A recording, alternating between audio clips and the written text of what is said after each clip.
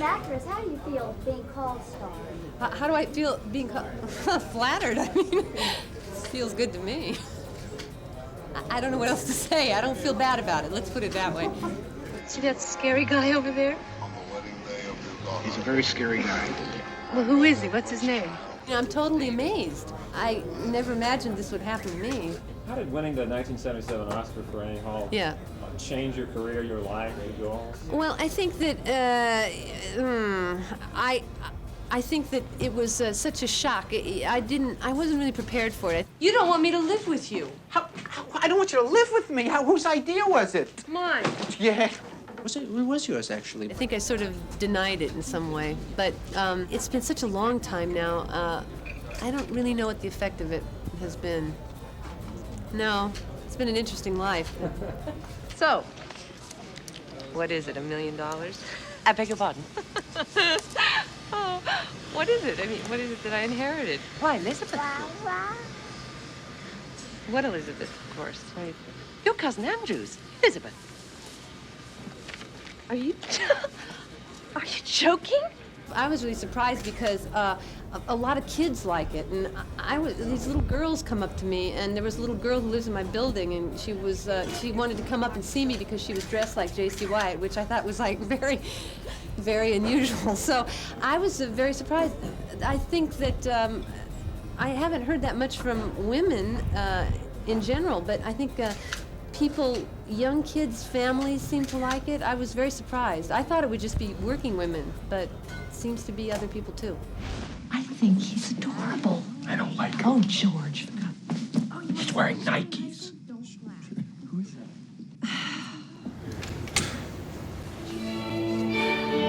This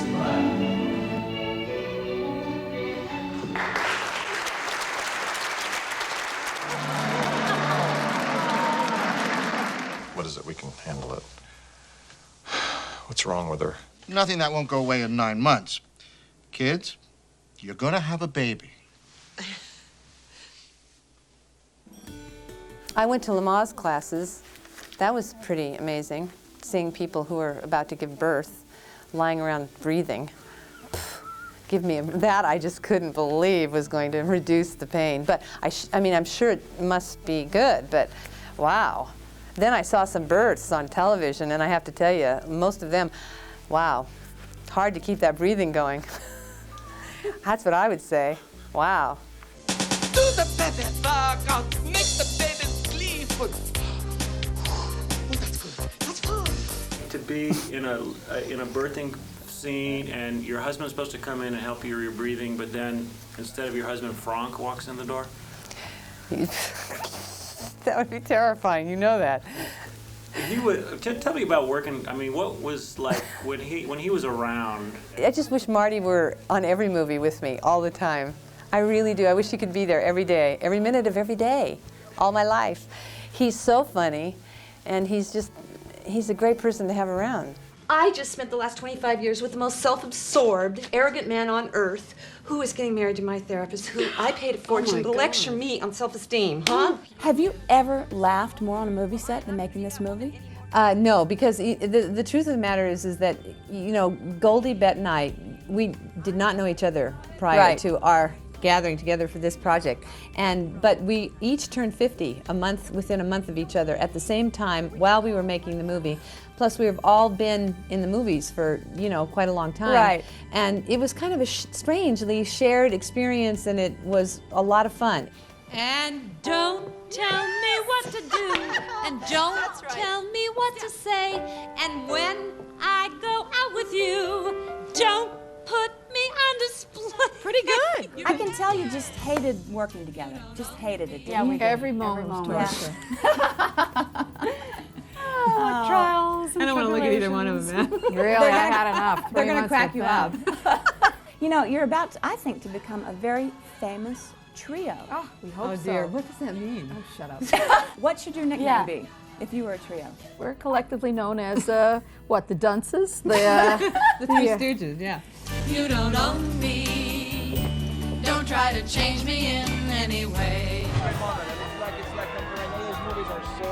Maddie? Georgia. Oh, Maureen, I gotta go. I'm sorry. I love you. Call me every 5 minutes. Okay. Did Maddie hang up? Huh? Yeah, did she hang up? It's possible. I've never had actors rave about a director like they're raving about you, just raving. Meg and Lisa, I can't shut them up. Hard to believe. No, they think you're brilliantly funny and brilliant. Man, I mean, where are they? Why can't I just sort of live with them or something? It's my dream team. I mean, I love them. I think they're all funny, which is, of course, you know, to me, everything. I mean, I think that life without humor is just, you know, kind of unbearable. And people like that, they're just, you know, they show up and life is elevated a little bit for you. You know what I mean? It just sort of like transforms itself because they're funny. Same is true with Walter. I mean, when you're around Walter, you're in the presence of a man who is genuinely the real article. He's really funny in the most eccentric way. So it's like it's just a little piece of heaven. So I was lucky. Why'd you come here, Harry? Turns out the heart attack was easy to get over. You were something else. It's a risk-taking adventure, but it's sort of like one of those opportunities that you can actually describe as golden. It's a golden opportunity. It's like a once-in-a-lifetime chance to really delve into the subject matter of intimacy, and that's rare, and it's fantastic to fall in love and to experience what that is. To go through that arc, if you like, Yeah. it must have kind of What? emotional stamina on your part, or as an actor's What? part. She really is drained. She's crying. All this emotion is coming out. She's coming to terms with her own sexuality identity. Well, I think that's the fun of acting, though, is the extremes of it. I think that's why where all of us actors and actresses out there in the world are just so drawn to that kind of extreme experience. It's the adventure of acting. I mean, I think that's the definition of why you want to act, is because you want to throw yourself into situations that would never happen in your own life. And indeed, they haven't happened in my own life. And I think that I've had quite an adventurous life in my film life, but quite a kind of non-eventful life in my real life. So I love acting. I think it's, in a certain sense for me, it's redemptive. You guys take advantage of the party element of this. I mean, that's the most fun, right? It's so much fun. Party girls. Diane, you're like the busiest actress in Hollywood. Me? Yeah.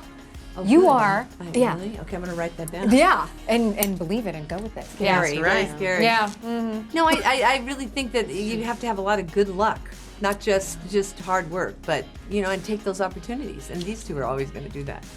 They're going to be fine. But take chances sometimes. And take chances, well, of course, yeah. But you do have to, you know, have good fortune. Like, somebody has to believe in you. Yeah. But you also work very hard. We saw yeah. that on the set. Oh. She's incredibly precise, and you can see the work that she does to prepare for her roles. And you know, she's brilliant at comedy, and you know, brilliant just in every day. But you can see she works hard. I'm 65. I have sold houses older than you, all right, in a lot worse condition. That makes me feel good. What's the sexiest thing about sex after 50? That you do it at all? That you do it, yeah. that you do it, and that you can roll over and say goodnight. Sexiest thing about anyone, oh my God, really, it's about that person, that human being. Yeah. How much you love him, how The much you want to feeling that play you can with touch him and be feel around. again. This is not a universal snort, like, it's not. It's a kind of a, it's specific, like, it's, Merry Christmas, anyway, all right. I don't know how you take this schedule. Yeah, it's That's crazy. hard. You know, the thing that's wonderful about movies is you do them and then they're done. And you're done. Goodbye. I can't imagine being on a series. And that's basically what you're doing. Well, but your you're life on a has non-stop. been a series, though. A series of, strange choices. It's been an odd life. A privileged life. You know, I was wondering, that must have been one heck of a book you were reading. May I ask what it was? Moby Dick, that's what it was. Moby Dick. Uh-huh. Melville. I didn't realize that Christian Grey had a nickname. Nobody thinks of me a badass because the implication of being badass is like, oh, you're really, you know, like sexy. Wait a minute, did you just say You're nobody really thinks of you sexy. as badass? Yeah, badass is sexy, isn't it? What is No, badass? Badass is Diane Keaton. That's what it is. Or is it just a big ass? Well, that's not bad. That's good. That's good. When you have an ass that goes like that, as opposed to this. What do you like about yourself? I like my curiosity. Yeah. I like seeing. I think of everything in my life that's had such an effect that is priceless, and it continues to be, is looking. And I realize that as you go along, you know, you think you're gonna have one point of view about seeing, but it changes, and it keeps changing, and it makes life so amazing to me. So that is the gift of all gifts. I'm a 70-year-old woman trapped in the body of a 30-year-old who just needs a minute to rest! Oh! Oh my God! Somebody help me! This is not me! So you were thinking about old lady stuff, and then you turned into one. So he should be able to turn you back into you. Where did he go? I feel like that you do have this theme kind of running a bit, like being true to yourself at any age in a lot of the movies that you do. So I wonder, you know, if this is the model that you always live by, or is this something that you like came into and settled into? Boy, you're smart. I mean, I'm not. It's like those particular movies, of course, were, you know, really fantastic, and they just worked out. You know, like that happened, and I was in it, and that, and this too. So it's not like not like anything. I don't know what to say. It's just that they themselves really made it wonderful. Okay. Because the people in it, the people directing it, and my good fortune to have a great part. Well, there aren't a lot of those female-driven movies. Okay. So we're fortunate too. Yes, and it is good, and it is good to do and be part of that. But there's not a whole lot of them. You are scheduled to cover the Pilates event. Post pictures. If people see you at a party, they will think you're fun. Ah! My leg! And let's reset. Do you have a favorite Diane Keaton film? Ugh. I would say my favorite film is the one that would have to be Woody Allen movie, because he gave me a job.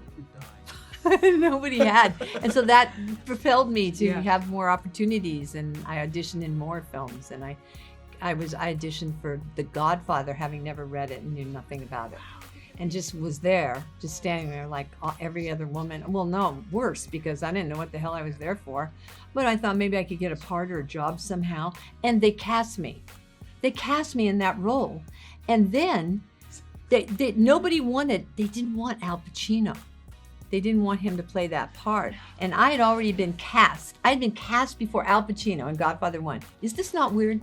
And so one day I was standing there, and they brought him up while I was standing there, and we worked together in front of them, and they gave him the job. Do you believe that? After he had auditioned before and they didn't want him. That's an amazing Go figure, story. right? That's an amazing And what would the story. Godfather have been without Al Pacino? What would it have been? Do you remember what made you fall in love with acting? My mother, Dorothy Hall, I was about 7, and she was crowned Mrs. Highland Park.